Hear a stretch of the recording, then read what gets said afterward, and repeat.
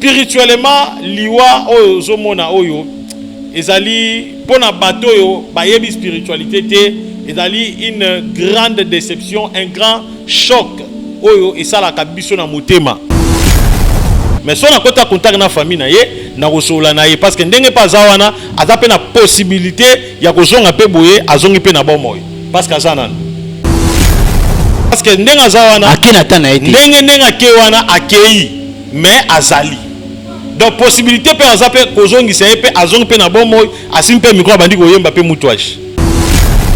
Regarde ça. Alors vie la spiritualité, la mort ezali déplacement oyo mutu alongwaka na état physique na monde ya ba pesanteur mutu akomaka immortel parce que tango mutu akufaka mutu changeaka dispensation alataka corps babengango le corps théophanique. Mama tchala mwana molimo ne bisika ezali nano keite. Okay. Mama tchala mwana azotambola. Alors mama tchala mwana azotambola partout bisika o nzoto physique na ye tambola. Parce que tango mutu akufaka mutu asalaka 40 jours. Akotambola 20 jours na ange de la lumière, 20 jours na ange des ténèbres. 20 jours na ange de la lumière on va benga na kombo ya archange Uriel. Et puis 20 jours na ange des ténèbres on va benga na archange Nickel Apolléon. Pendant 20 jours. Ce qui 20 jours est coquille. Nde ange des ténèbres à kozoyer, à kotambouse bisika nyoso mabe ya kota. Soka kota ba hôtel, ameme na hôtel. Soki asale loko moko ya mabe, akomema ye na place wana. Soki a okende enfer, lieu du tourment. Ange des ténèbres nde muto banda, Nickel Apolléon. Yene muto banda otambusa yi. Donc bato nyoso ba Holanda. Si oki okufi, omimoni ke ange des ténèbres nda bandi kotambusa yo. Yebaka ete bongisaka déjà place à Rosika.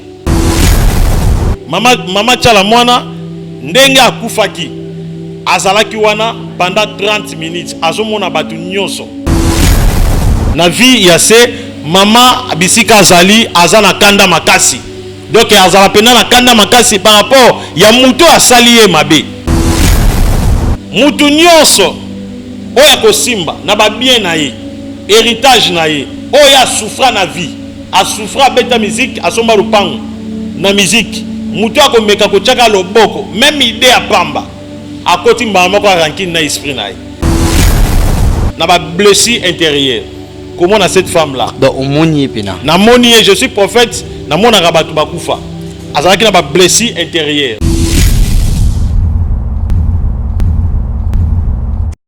ndeko na ngai oza congolais olingaka mboka oyo olingaka bana orphelinat vida ezobenga yo tango zimwa moke yo kolia yo kofete na bana kanisela pe bango mutu azana mutima mawa oyo azana bozwi ate ya mukie tosunga orphelinat vida na $1 apamba bana balia balala bien bamela bien nzambe nanga ne ya yo apambola biso nyonso bana mokili mobimba to soutenir bana na kati ya orphelinat vida na $1 ya pamba nzambe akopambola yo akozongisela yo ebele mpona nini oye kosoutenir borphelin na $1 na yo na $1 na biso en tout cas ekoliesa bana bitike po bafete na décembre oyo orphelinat vida baza na posa na biso ndenge bana na biso bavivaka na ndako ndenge mpe bana ya vida il faut bavivre yo moto oyokaka mawa parce que jusque là bato mawa basila te $1 seulement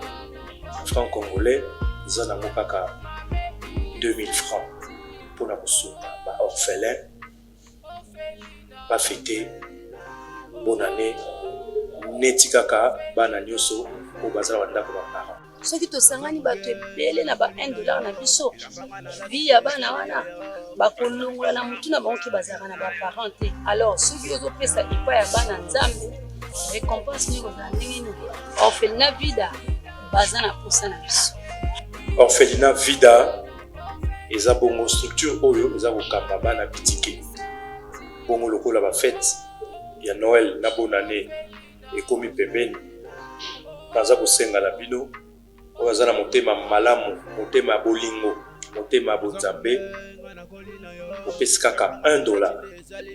$1 pour nous permettre bana na biso ba orphelin ba fêter pe lokola bana nyonso.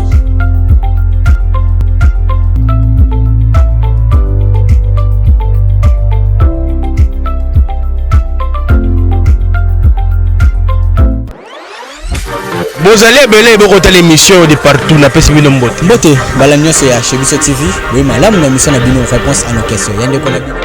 Na pesi moyini nanga mbote, moyini bonjour, moyini nanga bonsoir. Mbote bala nyonso ya Shebiso Télévision. Oui malamu na mission na bino réponse à nos questions. Yande ko na bino Brad Bumba. Bon mesana ko benga mingi les mathématiques de la presse. Un réel plaisir de savoir vous êtes tellement nombreux de nous suivre partout dans le monde. Merci pour cette confiance et la fidélité. Vous ne cessez jamais, alors jamais, de nous donner sur cette chaîne, la chaîne des références de Shebiso Télévision. C'est chez moi, c'est chez toi, c'est chez nous. Et entre le bar Shebiso Télévision, plus de 163 000 abonnés. On vous demande alors de vous abonner très massivement sur cette chaîne chez Shebiso Télévision. Voilà, merci comme ça à toute l'équipe de Shebiso Télévision. Merci à Chris qui est derrière la caméra. Merci à Denis Monsolo. Merci à Eli Elias. Et merci comme ça à Chic Moukadi. Merci à Bino Nyonso. Au Bosala la force ya Shebiso Télévision. Merci à Abonné Nyonso Yabiso. Au Bosala Mokil Mobimba. Et à tous nos partenaires. Merci à tous mes partenaires. Je salue Moncel de la fondation Moncel, mon cœur pour les enfants démunis. Merci à mon ami, petite soeur propre que j'aime tant, Sergine Mondonga. Et voilà, mon ami, ma petite soeur, donc je t'aime beaucoup, petite soeur propre. Merci à toi, merci Nabilonio Sobolinga, Brad Bumba. Et sans oublier, je dirais joyeux anniversaire à une seule personne qui fête son anniversaire. C'est Blessing Mabeka Blessing, qui est la prospérité, la longévité, la sublimité t'habite encore une fois de plus. Blessing Mabeka Moko, ya Bana, ya Maman Nabiso Mislo boutique. Voilà, aujourd'hui on est là avec cet homme de Dieu, Otome Salamin Kozana et mon pépé Bishima, l'homme de Eratakate. Tu habites sur le lot, vu l'actualité, ce qui est qui raté. Est-ce que les lots raté tous les lots reçoivent? Bishima mon pépé, Mbote Brad Bumba. Voilà, bonne santé. Nzamba zo bate la biso, tozali vraiment kitoko. Ah, Bishima mon pépé, chez biso hein. Oui. Ok. Merci beaucoup na pesi mbote na ba papa et puis na ba maman. Nzambe nanga pambola bino. Et ça votre humble prophète, le prophète Ézéchiel, l'homme de Bishima et Ratakate mon pépé minene. Je suis toujours là na pesi bino mbote. Voilà. Merci. Je dis encore une fois de plus, joyeux anniversaire à toi. Blessing Mabeka Yaba Blessing, que la longévité encore soit vraiment bénie, prospère, va de l'avant. Blessing Mabeka, c'est ton jour, profite au max de ton jour et sans oublier à ta maman chérie que je salue, Mislo boutique Moko Yaba partenaire Nabiso, ya Shebiso Télévision et sans oublier Junior Moana Yaba Junior, je te salue, toi tu es dans mon cœur, Junior Moana Yaba Junior. Mon bébé, l'actualité nous oblige de parler et je souhaite mes sincères condoléances à toute la famille artistique. Il y a Mokil Nabiso Congo, faut-il perdre icône. Il y a musique Nabiso, Mokonzi, ya Moutouache, ou appelle ça valeur. Il y a Baluba, Namboka Nabiso, ou Aponara Koyembela, Kaka na langue nationale. Ou il y a Biso, Aoutanango depuis Baluba, appelle ça honneur, Moko, Mama Tchala Moana, le lot de Biso, paix à son âme. Alors en tant que Motonanzambe, un prophète, parce que quand toi tu passes à la télé, c'est qu'il y a un but précis. Encore souhaiter moi mes condoléances et puis est-ce qu'il y a un mot à dire na liwa et plutôt mécano kolobe après moi liwa muke la mort hein liwa et utarawa penine sala kamuta longwa est-ce que ça a kaka temps tout mususu ba rachaka tu es un fan de la lelo. Merci beaucoup Brad Bumba. D'abord premièrement na ngina zungila na rappeler bato bazana longue mémoire que to sakolaki. On a disparition, il y a artiste Moko au mois de décembre. Voilà. Artiste Moko, le bel qui ont à Shebiso, n'a évité ce que vous se rappelez. Si. Vous avez appris mon artiste comme il est plus de. Oui. Après voilà. Qui artiste Moko au Tikabiso. Alors mes condoléances. Ingol batte tourmikumisi pour mutwakei non. Ingol bakenzamba azali liso ba prophète monaka. Mes condoléances et puis na famille mobimba ya Mama Tchala mwana wa Tikibiso. tous ba mortel. Vraiment mes condoléances, ça nous a vraiment choqué. Na petit pena mes condoléances na famille na ye mobimba. Alors Bible lobi et loko morote ko salama ce qui nous a révélé mututé. Très bien. Il y a eu des révélations parce que avant nous na le kana chebiso na le ka ki na page Facebook yanga iba betaka Ezekiel TV, ils a page Facebook na lobela ki sur un grand artiste musicien à Otika biso na mois de décembre. Ils a ki moko ba vision émission na talami plus de 3000 vues déjà na Facebook. Babeta Ezekiel TV ba omona. Alors lelo ta on a yo ki eloko wana batebele ba benga po ngana yeba ki ontende na moni ba appel. Bato ba benga mais prophète makambolo baki eza ya solo mususu talobi ozana biloko nzoto. Biloko nzoto penda esali. Bon, wana eza langage ba kinois. Na biloko ngabi non nde kwa kufi ezelo kwa glorifier te. Mais ezali kaka ke nzamba yeba ko prédire. Alors ekokisami na pesi vraiment mes condoléances na ba famille tout na baptiste et tout. Spirituellement liwa oyo zomona oyo ezali pona bato yo bayebi spiritualité te ezali une grande déception, un grand choc oyo esala kabiso na motema. Mutu bozala na ye bolia na ye bovanda na ye bomela na ye sibitima mutu akei. Et maman toute maladie. Voilà, maman Tchala Mwana d'abord ndenge toyoki que parce que soliste na ye a meka ko confirmer pas moi dans l'église à Solarana soliste na ye. Il a confirmé que non mère azate. Donc mère déjà parti à Badeze, il y a Tongo, il y a Lelo, Atika Ibiso, mère a santé na ye zala qui vraiment mabé. Donc ndé tolo baboué il y a une résidence na ye batu bazali bazoli laï. Alors wana zali ndenge batu s'organisaka. Alors vu la spiritualité, la mort ezali déplacement oyo mutu alongwaka na état physique na monde ya ba pesanteur mutu akomaka immortel. Voilà. Cela veut dire akoti na kazaka mususu alati kazaka mususu na yoka batu soki mutu akufi bazaka na tendance akolela okay to ebite so to monana non batu nyoso bakufa soki mutu akufi lelo batu nyoso bakufa biso to kende to komona pe bango parce que tango mutu akufaka mutu changeaka dispensation alataka corps babengango le corps théophanique soka lati corps théophanique mutu akomi sikoyo na corps initial parce que sengeli batu ba comprendre eloko moko nzoto oyo corps physique oyo tozalaka nango ezali corps oyo nzamba pesa biso lokola enveloppe et puis corps wana ezalaka toujours na limite corps wana eumelaka te lelo oyo mutako botama akufi pe na 20 ans mutako botama akufi pe na 30 ans mutako botama akufi pe na 9 ans ezali par rapport ya ba calcul oyo esalamaka à partir ya ba le 24 conseillers ya Nzambe o ba benga bango le 24 vieillard parce que ndenge to lo baboye mama Tchala Mwana molimo ne bisika ezali nano keite mama Tchala Mwana azotambola alors mama Tchala Mwana azotambola partout bisika o nzoto physique na ye tambola parce que tant mutu akufaka mutu asalaka 40 jours akotambola 20 jours na ange de la lumière 20 jours na ange des ténèbres 20 jours na ange de la lumière on va benga na kombo ya archange Uriel et puis 20 jours na ange des ténèbres on va benga na archange Nickel Apoléon yazali ange des ténèbres. Alors ange de la lumière a otambusa molimo ya mutu akufi place nyoso ya sala bolamu soka kenda kotala ba orphelin tanga zala vivante ba okende kotala se misala yo asala. Donc maman na biso Tchala Mwana soka sala malamu ange wana ndenga zaboye akobanda deja kotambusa ye partout bisika nyoso ya sala bolamu asunga famille moko boye asalisa ba orphelin asunga libota moko boye na mbongo soit na conseil libota wana eyebi ko se réconcilier asale loko moko boye ya malamu. Alors ange de la lumière a otambusa ye pendant 20 jours ce qui 20 jours ekoki nde ange de ténèbres akozwaye akotambusa ye bisika nyoso mabe ya kota soka kota ba hotel ameme na hotel soki asale loko moko ya mabe akomema ye na place wana. Donc partout bisika nyoso molimo ya mutu akufi atambola na ndenge ya mabe. Par exemple mutu soka kotinda kwa nganga okota ndako nganga tango zala vivant avant okufa akomema yo na ndako nganga wana osala sacrifice osala pacte osala loko moko boye akotambusa yo pendant 20 jours. Alors na pe ba to sala ba sacrifice wana. Oui.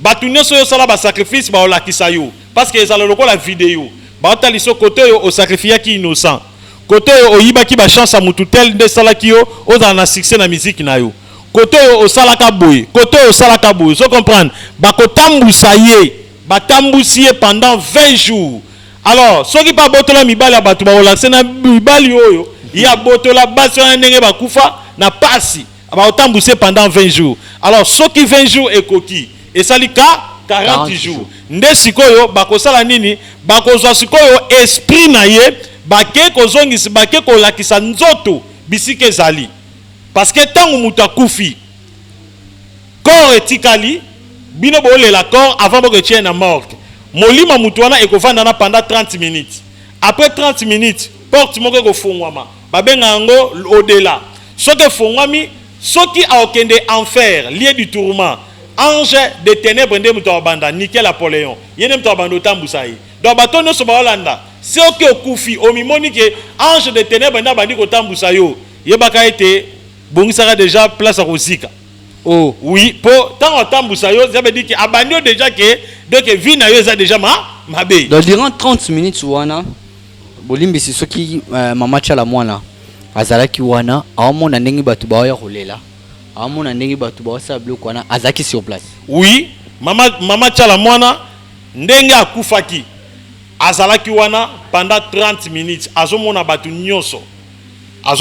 nyonso et puis soki azalaki na kanda ya mutu moko boya blessé ye mutu moko asala ye mabe mutu moko asala ke ya kweya na ba problème na vie ya se mama bisika azali azana kanda makasi donc azala pena na kanda makasi par rapport ya mutu asali ye mabe vous comprenez avanda wana pendant 30 minutes alors bato nyonso baolela ndeko na biso artiste Tchala mwana bayeba ke molimo ne eza tout autour wana ndao pendant 30 minutes et après 30 minutes nde sikoyo babandi se voyage abandi pèlerinage voilà abandi kotambola et après 40 jours parce que nenga za wana l'espace ya 40 jours oyo nyonso mutu nyonso oyo akosimba na babien na ye héritage na ye oyo asouffra na vie asouffra beta musique asomba lupango na musique mutu akomeka kotiaka loboko même idée ya pamba akoti mbala moko arankini na esprit na ye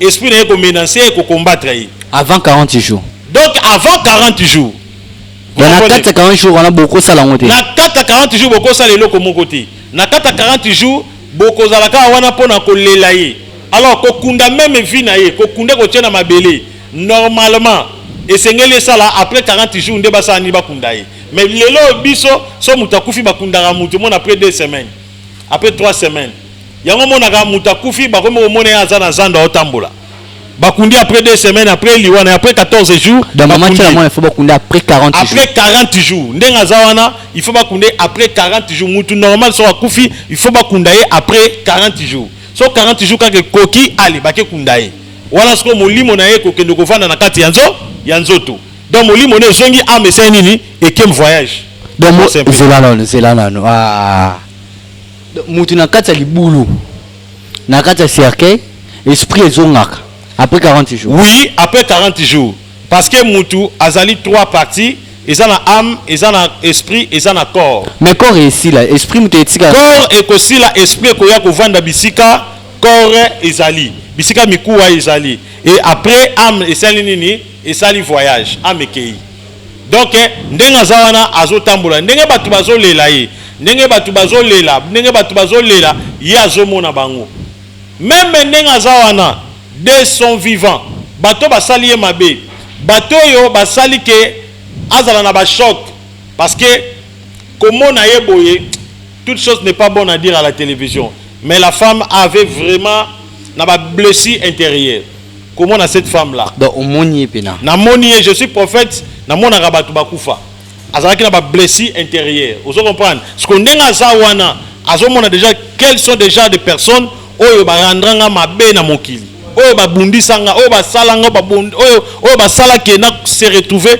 na ba citation oyo azomona bango mais est-ce que place qui akina kanda to akina bien non et c'est loko kutu fona kutande na famille na bango to solola yango si citation wana Mais je suis sûr qu'il y a des choses. Parce que ndenge to lo babouye, so ba na résidence, ba kuta ko swana parce que famille, il y a maman tchala moi na bazan mécontent par rapport ya mobile au bazan naï. Ouais. Voilà, moi tiraillement, ils a entre bango et l'équipe na ba réseaux sociaux. Donc c'est la kena esengote. A kena esengote. Parce que bembeso ka bimisi ko swana. Et bah quelqu'un est sengoté. On a dit que na mon arabat bakoufa, je ne peux pas dire ça à la télévision. Mais si on a contact na famille na ye, na rosola na ye parce que ndenge pas zawana, azape na possibilité ya ko zonga pe boye, azongi pe na bon moy. Parce que azanan. Donc c'est un peu ça. Azali. Mais azali. Parce que ndenge zawana, akena tana été. Ndenge akewana akei, mais azali. Donc possibilité pe azape ko zongi se pe azongi pe na bon moy, asimpe micro bandi ko yemba pe mutouage. Possibilité. Oui. Mais tant na ende koki akende kaka mais possibilité possibilité ezali ya koyoka kosolane po azana na kata mokili au travail au tambola 40 jours na ne kokite. Mais est-ce que bato ba niveau wana ba utiliser un peu l'esprit na bango vite bon c'est ce qui après 40 jours ba esprit nezongi na nzoto ta mususu ba kundi place ba kundi ba ki peut utiliser esprit na bon au monde ndeti aza mutu moko étoile brilla qui makasi na mokili et puis na monde musical aza n'importe qui te bon ba vie privée na pena de son vivant on peut pas dire ça la vie na on peut pas dire ça à la télé mais aza mutu mukete aza bébé spiritualité ba mère na bazana ngo ata ba pasteur ebele ba na ngote donc mutu aza na posa akoma na niveau na ye. Ceux qui muto aza na maîtrise la spiritualité, il peut aussi aller après 40 jours dans le cimetière na ye kokota contact na ye. To ka ba sangi paraître tout un comboté musicien chrétien moko akenda na tombe ba sala ezama masolo et salama. Vous comprenez salama ba kanga na tombe na cimetière. Peut-être à soit cours en commencer akenda ko senga force ya muto na kufa. Donc ezana ngo logique eza biloko yo et salama na spiritualité. Donc ndenga zawana azapenda muto il n'est pas n'importe qui. Azapena n'importe qui te aza muto atomboli musique surtout na côté féminin côté abasi pena tombe tito zomona ba moi si inosi bilelo ba bima barebo parce que ba zoba inspiration pa ba mama chala ba mama belle baza pena ba icône oh même à l'été qu'il faut reconnaître bango. Donc c'est un peu ça. Voilà, très bien. Est-ce que ils ont un impact moko soki l'état azokunda ba bibembe parce que to beta lisola ba mort. Est-ce qu'il faut famille kaka ba fanda ba misambongo to ya ye moko ekunda to il faut l'état kaka azwa pena charge na ngina ebiso loko moko au moins dans le monde spirituel soko moni mutu moko boy abria makasi apela makasi bomoni ka sibitima mutu ma bi dans les pamba mutambongo ebela bike na chembongo angena kunda mutu oyo ayebi eloko osala. Vous comprenez ayebi eloko osala boyebi Joseph d'Arimathée o akunde bemba Yesu ayeba ke eloko banda osala adaki mutu atanga spiritualité et tant asala kango tant Yesu c'est quoi apambola Joseph d'Arimathée makasi et puis descendant na eti lelo baza ba millionnaire. Alors batuloko andeti ba mama na biso soki mutu atelemi abike alinga kunda ye moko un individu ngala opesa famille conseil baboya famille bango ba bisambongo na bango bakunda ye parce que au moins bango de bazana c'est possible mutu pe akogi pe ko zwa ora na ye. OK. C'est possible à super ora na ye akomi ko travailler na yango. Musu ba moni ba ke non na ye ko kunde bembe ya mutu asi paquet a che 400,000 $800,000 a changé. Bino temps bo moni ka kunde bembe mais mukolo oyo ba okendo sala ezana ba rituel ya osala na mbongo ya pesa wana ba rituel ya osala bu ayibi mbamoko étoile na ye. Et si la bani ko travailler na ngona mokili a incarner mbamoko esprit na bani ko travailler nango. Donc c'est possible. Yango monaka na ba famille na pespenda conseil na bato ba kufeli so bomoni bozala mutabino important bo evitaka mutu kingani des individus basala nini bakunda ye soki par exemple l'état lobby akunda pour l'état ils a déjà droit. Vous comprenez balobi akunda bon aza mutu azo se faire participer dans l'état donc ils ont un problème té ouais les problème mais un individu mo lobi ke ngana ye pona kunda ye c'est déjà la musique ne mingi pona ndolinga musique ne mingi ça vraiment risque makasi baboya voilà le désarrara spécial maman na biso tchala mwana ndenga tiki biso ya ona ngepe to simba moi liwa muke mais est-ce que ezana mutu ye moko wana to lobelaka mort na moi 5 minutes tikala mpo ezana ngo mission pena ya mulai mingete to développer na émission za koya est-ce que ezana force ya mutu ye moko kofi avec ko bima peut apparaître to il faut kaka ba utiliser. Bon premièrement ce qui mutu akufi selon ngonga na yete akobima par exemple nzambe asali mutu omweta mutu botamaka il y a le 24 veya oyo bayebaka ko Tchad nombre ya ba âge oyo sengeli mutu vivre na mokili baza ba conseiller ya nzambe azana ba conseiller soki ba check au vivre pendant 65 ans bazui amana ba numéro na 7e dimension nzamba seli ke mutu ko vivre bongo ndenge boponi ndenge ba voter alors batindi mutu na kata mokili et ko arriver que mutu na âge à 60 ans à se perdre Amélie whisky ke beti cerveau tata 60 ans abeti whisky 4 mulanga whisky akoti na mutu kazo kumba esili à se perdre babomie babenga ngo mort par l'erreur parce qu'il y a 3 morts. Il y a le mort par l'erreur, mort par la volonté de Dieu et mort par les plans du diable. Alors ceux qui m'ont par l'erreur, Moutouana a vivre pendant 5 ans. Il y a eu Tikala na Moukili. Pas Koufi dans 60 ans. Or, selon le calendrier, Naïe Baloba a vivre pendant 65 ans. Ça veut dire 5 ans, on a autant de Moukili. A commis esprit errant. Alors, ce qu'on a Koutani, na bateau va travailler avec la nécromancie. 4 autres, ba benga ba moupé. Bateau batanga nécromancie, n'est l'église n'est pas moupé. Vous voyez bien déjà. Alors, bah quand on esprit wana, bah quel côté que la chinois indien benani, bah tiens on a boutique nae, abandi ko yiba, bah client batu, bah zo même na kata boutique nae. Bah succès mingi bomona na ba bar, na ba boîte de nuit. Bomona ka bah succès belé, oh boîte kingandi et quand il sera batu belé, bah succès on est à plus batu bakufa. Oyo ba maître spirituel ba kanga bango ba tche bon na porte ba zo tambola dans tous les 24 communes ko ba ko sensibiliser batu po ba ya na boîte wana. Vous comprenez mutauti ngasa na suka ake tibo marché ake kota boîte maleki combien de boîtes vraiment donc ezalaka mingi ba domaine wana ya batu kufa chocho yango moni dernièrement abato kanga mutu moko moi j'étais là mutu moko auti ko somba mbanga mâchoire ya mutakufa asombi yango na 25 dollars. Kaba petio bazaka na cimetière ya Kitambo babiba tekela abike petit yaka tekela nga mâchoire ya mutu akufa bi ave mâchoire mutu ko saba pesa mbongo tanga pesa mbongo petio na seni na akimi vous comprenez abi jamais na kozwa mâchoire abi petio tanga zo bi mamoni ba cercueil yo nuna donc ba mabulo beba mona pena mâchoire mais petio habité na o teka ngota kei tant na tuna bi ke et arriva bi oui il y a beaucoup de magiciens ba yaka na ba cimetière ko soma ba mikuwa ko soma nyoso na pona ni a ko soma po abele la esprit ya mutu wana so aza muta chance pas abandi kotinda e mitinda donc c'est un peu ça batu tout le monde ba kufa ba bimaka yeba ke ba kufa selon temps na bango te mais en dehors à l'exception il y a 40 jours na 40 jours ko bima na yi boko mone na zando boko mone na matete ndeti il y a une information que ton abiso kuna fille moko akufa ka longola ka zeme ba koma o mona e ko tatanga na université a okenda pe cours 40 jours ko kate corneza na mort mais yeba mona na université akenda cours mais bato yebi ke bakunda ye déjà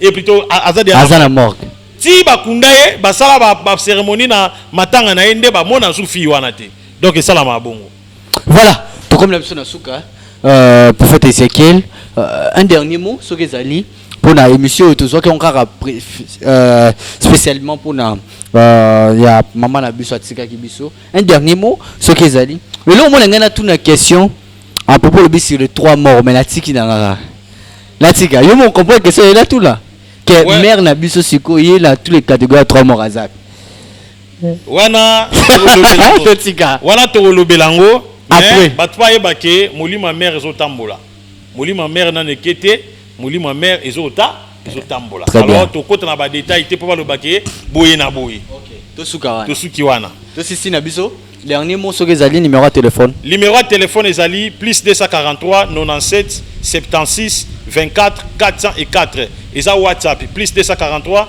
97 76 24 404 soit plus 243 81 61 96 772 plus 243 81 61 96 772 nyosumi bale za WhatsApp baluka biso bishima mo pepera takate minene. Merci beaucoup, on est arrivé à la fin. Mais question moi il ngaka tango lo bawa. Tibi yo shwa lelo. Aza esouté. Manto etikala epanao. Est-ce que ça toujours quoi est vrai? Manto ezali quoi est vrai parce que nous avons formé plusieurs pasteurs dans le domaine de la spiritualité. Nous avons représenté à Tibi yo shwa na Congo spirituellement. Donc manto ezali. Prochainement tu ozongi la sujet na biso. Sans problème. Ezaya makasimi. To loba, to te pe ko kutana na Tibi yo shwa to solo laki. Maître Olobelango. Tout le bilan des Messieurs Zori. Merci beaucoup. Voilà, ça n'est fini pour aujourd'hui. On se retrouve prochainement pour un nouveau numéro. Restez toujours connectés sur cette chaîne, la chaîne qui nous ressemble chez Biso Télévision. Après moi, c'est Chic Moukadi. Vraiment, restez toujours connectés sur cette chaîne chez Biso Télévision. Portez-vous bien. Au revoir. ndeko na ngai oza congolais olingaka mboka oyo olingaka bana orphelinat vida ezobenga yo ntango ozwi mwa moke yo kolia yo kofete na bana kanisela mpe bango mutu aza na motema mawa oyo aza na bozwi ate ya mokie tosunga orphelinat vida na $1 ya pamba bana balia balala bien bamela bien nzambe na nga ne ya yo apambola biso nyonso bana mokili mobimba to soutenir bana na kati ya orphelinat vida na $1 ya pamba nzambe akopambola yo akozongisela yo ebele mpona nini oye kosoutenir baorphelin na $1 na yo na $1 na biso en tout cas ekoliesa bana bitike po bafete na décembre oyo orphelinat vida baza na posa na biso ndenge bana na biso bavivaka na ndako ndenge mpe bana ya vida il faut bavivre yo moto oyokaka mawa parce que jusque là bato mawa basila te $1 seulement franc congolais eza nango kaka 2000 francs mpona kosunga baorphelin bafete bonne année neti kaka bana nyonso oyo baza na bandako baparent soki tosangani bato ebele na ba $1 na biso vi ya bana wana bakolongola na motu na bango ke bazalaka na baparent te alors soki ozopesa epai ya bana nzambe récompense nini kozala ndenge nini orphelinat vida baza na posa na biso orphelinat vida eza bongo structure oyo eza kokamba bana bitike bongo lokola bafete ya noël na bonne année ekomi pembeni naza kosenga na bino oyo aza na motema malamu motema ya bolingo motema ya bonzambe opesi kaka $1 mpona kopermettre bana na biso baorphelin bafete mpe lokola bana nyonso